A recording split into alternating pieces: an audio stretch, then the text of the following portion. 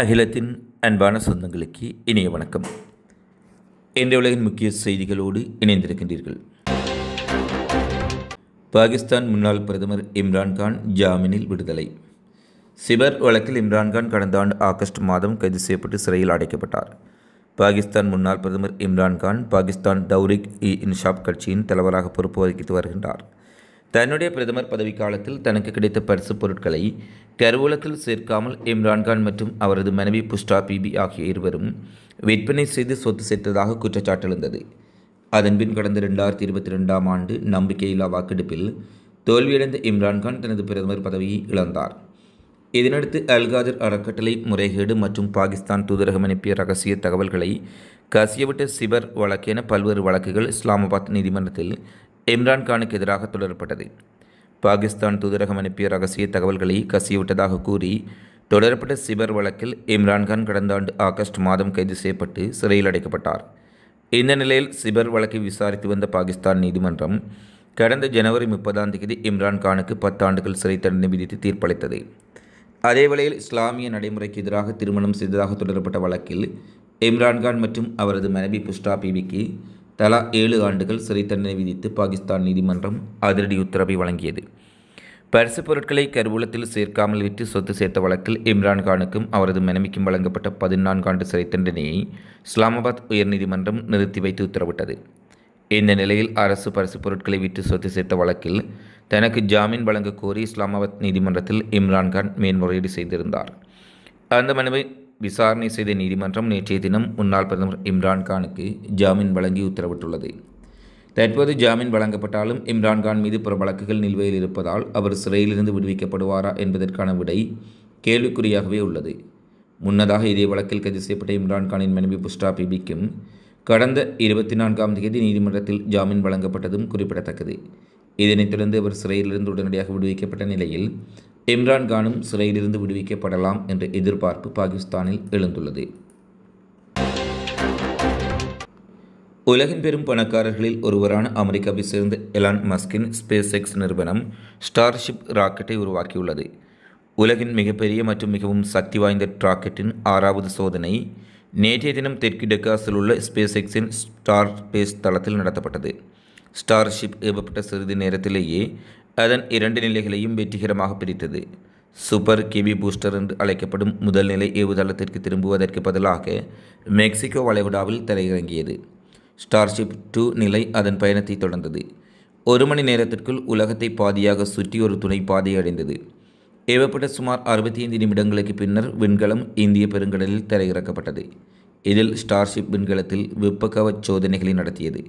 வளிமண்டல மறுநிலைவின் கடுமையான சூழ்நிலைகளில் வாகனத்தின் செயல்திறன் பற்றிய அத்தியாவசிய தரவுகளை சேகரித்தது. இந்த ராக்கெட் சோதனை அமெரிக்க தேர்தலில் வெற்றி பெற்றுள்ள டொனால்ட் ட்ரம்ப் நேரில் பார்வையிட்டார். அவருடன் எலான் மஸ்கும் உடனிருந்தார். சீன பாதுகாப்பு மந்திரியுடன் இந்திய பாதுகாப்பு மந்திரி ராஜ்நாத் சிங் முக்கிய பேச்சுவார்த்தை நடத்தியுள்ளார். மத்திய இந்தியாவின் பாதுகாப்பு மந்திரி ராஜ்நாத் சிங் லாவோஸ் நாட்டுக்கு 3 நாட்கள் சுற்றுப்பயணம் மேற்கொண்டுள்ளார். அங்கு நடைபெறும் ஆசியான் பாதுகாப்புத்துறை மந்திரிகள் கூட்டத்தில் அவர் கலந்து கொள்ள உள்ளார். இதற்காக லாவோஸ் நாட்டின் தலைநகர் வியன்னாக்கு ராஜ்நாத் சிங் சென்றடைந்தார். இதேபோல் ஆசியான் பாதுகாப்புத்துறை மந்திரிகள் கூட்டத்தில் கலந்து கொள்வதற்காக வியண்டியன் நகருக்கு சீனாவின் பாதுகாப்புத்துறை மந்திரி டாங் ஜூனும் சென்றுள்ளார். இதையடுத்து சீன பாதுகாப்புத்துறை மந்திரியை இந்திய பாதுகாப்பு அமைச்சர் சந்தித்து பேச்சுவார்த்தை நடத்தியுள்ளார். கிழக்கு லடாக்கில் ரோந்து செல்வது தொடர்பான விவகாரத்தில் உடன்பாடு ஏற்பட்டு சமீபத்தில் இந்திய சீன படைகள் டெம்ஷோக் பகுதிகளில் இருந்து வாபஸ் பெறப்பட்ட நிலையில் தற்போது இரு நாட்டு பாதுகாப்பு மந்திரிகள் சுமூகமான ஒரு நிலையில் சந்திப்பு நடத்தியுள்ளமை முக்கியத்துவம் வாய்ந்ததாக பார்க்கப்படுகின்றது. பாகிஸ்தானில் பயங்கரவாதிகள் நடத்திய தாக்குதலில் 12 இராணுவத்தினர் கொல்லப்பட்டுள்ளார்கள். பாகிஸ்தானின் வடமேற்கு பகுதியில் உள்ள கைபர் பக்டுங்வா மற்றும் பலுசிஸ்தான் ஆகிய மாகாணங்களில் கடந்த ஓராண்டுக்கு மேலாக தொடர் பயங்கரவாத தாக்குதல்கள் அரங்கேறி வருகின்றன. குறிப்பாக காவல்துறை மற்றும் இராணுவ வாகனங்களை குறிவைத்து பயங்கரவாதிகள் கொடூரமான தாக்குதல்களை நடத்தி வருகின்றனர். இந்நிலையில் கைபர் பக்டுவா மாகாணத்தில் நேற்றிரவு பாதுகாப்பு படையினரின் சோதனை சாவடி மீது பயங்கரவாதிகள் தற்கொலைப்படை தாக்குதல் நடத்தியுள்ளார்கள். வெடிகுண்டுகள் நிரப்பிய கார் ஒன்று வேகமாக வந்து சோதனை சாவடி மீது மோதி வெடித்து சிதறியது. இந்த தாக்குதலில் 12 பாகிஸ்தான் பாதுகாப்பு படை வீரர்கள் உயிரிழந்துள்ளார்கள். குண்டுவெடிப்பை தொடர்ந்து பயங்கரவாதிகள் மற்றும் பாதுகாப்பு படை வீரர்களிடையே கடுமையான துப்பாக்கிச் சண்டையும் இடம்பெற்றது. இதில் 6 பயங்கரவாதிகள் கொல்லப்பட்டதாக தகவல் வெளியாகியுள்ளது. மேலும் பயங்கரவாத தாக்குதலில் காயமடைந்த இராணுவ வீரர்கள் உடனடியாக மருத்துவமனைக்கு கொண்டு செல்லப்பட்டுள்ளார்கள். தற்போது அந்த பகுதியில் அதிகளவில் பாதுகாப்பு படையினர் குவிக்கப்பட்டு கண்காணிப்பு அதிகரிக்கப்பட்டுள்ளதாக கூறப்படுகின்றது. உக்ரைன் தலைநகர் கீவிலுள்ள அமெரிக்க தூதரக தலைமையகம் நேற்று மூடப்பட்டுள்ள நிலையில் பல ஐரோப்பிய நாடுகள் உக்ரைனுக்கான தங்களுடைய தூதரகங்களை அடுத்தடுத்து மூடியுள்ளதாக அறிவித்துள்ளார்கள். ரஷ்ய படைகள் கீவ் நகரில் வான்வெளி தாக்குதலை நிகழ்த்தப் போவதாக தகவல் வெளியானதை அடுத்து முன்னெச்சரிக்கை நடவடிக்கையாக அமெரிக்கா கீவ் நகரில் உள்ள தனது தூதரக அலுவலகத்தை தற்காலிகமாக மூடுவதாக அறிவித்தது. இந்த நிலையில் பாதுகாப்பு காரணங்களுக்காக Italy, Spain, France, Greece, Poland தூதரகங்களும் மூடப்பட்டுள்ளதாக அறிவிக்கப்பட்டுள்ளது. எனினும் ஸ்டேல் தூதரகம் கீவ் நகரில் செயல்பட்டு வருவதாக அந்நாட்டின் உக்ரைன் தரப்பிலிருந்து தெரிவிக்கப்பட்டுள்ளது. நியூசிலாந்தில் மேற்கொள்ள உள்ள சட்ட திருத்தத்துக்கு எதிராக ஆயிரக்கணக்கான மக்கள் வீதியில் இறங்கி பெரும் போராட்டம். பழங்குடியின மாவோரி மக்களுக்காக எதிரான சட்ட திருத்த மசோதாவை எதிர்த்து சுமார் 40,000 பேர் போராட்டத்தை ஆரம்பித்துள்ளதாக கூறப்படுகின்றது. நியூசிலாந்தில் பழங்குடியின மவோரி மக்களுக்கு எதிரான சட்ட திருத்த மசோதாவை எதிர்த்து சுமார் 40,000 பேர் பெரும் போராட்டத்தில் ஈடுபட்டுள்ளார்கள். 1840ஆம் ஆண்டில் நியூசிலாந்து அரசுக்கும் மவோரி பழங்குடியின மக்களுக்கும் இடையே போடப்பட்ட வைடாங்கி ஒப்பந்தத்தின்படி அவர்கள் பயன்படுத்திய நிலங்களை தாங்களே வைத்துக் கொள்ளலாம் என்றும் ஆங்கிலேய அரசுக்கு ஒப்படைக்காமல் தங்கள் நலன்களுக்காக பயன்படுத்திக் கொள்ளலாம் என்றும் தெரிவிக்கப்பட்டுள்ளது. இதில் பழங்குடி மக்களுக்கு சலுகைகள் வழங்கப்பட்டுள்ளது. இந்த சட்டத்திருத்தம் நியூசிலாந்தில் உள்ள அனைத்து மக்களுக்கும் பொருந்தும் என்று கூறப்பட்டுள்ளது. இந்த நிலையில் நியூசிலாந்து நாடாளுமன்றத்தில் பழங்குடியின மவோரி மக்களுக்கு எதிரான சட்டத்திருத்த மசோதாவை எதிர்த்து செவ்வாய்க்கிழமை சுமார் 40,000க்கும் மேற்பட்டோர் போராட்டத்தில் ஈடுபட்டார்கள். பாரம்பரிய ஆடைகளை அணிந்து பாரம்பரிய ஆயுதங்களுடன் பேரணியாகவும் கார்களிலும் சென்ற அவர்கள் மாவோரி கொடியுடன் வெலிங்டன் நகர் முழுவதையும் முற்றுகையிட்டார்கள். நியூசிலாந்து நாடாளுமன்றத்தில் பழங்குடியின மவோரி மக்களுக்கு எதிரான சட்டத்திருத்த மசோதாவின் நகலை கிழித்து இளம் எம்பி கானா ரோஹித் கிரேக்கி கடும் எதிர்ப்பு தெரிவித்து ஹக்கா முழக்கத்துடன் ஈடுபட்டதுடன் மற்ற உறுப்பினர்களும் அவருடன் கலந்து கொண்டு முழக்கம் எழுப்பினார்கள். இதனால் அவைத்தலைவர் ஜெர்ரி ப்ரௌலி அமர்வை தற்காலிகமாக நிறுத்தி வைத்தார்.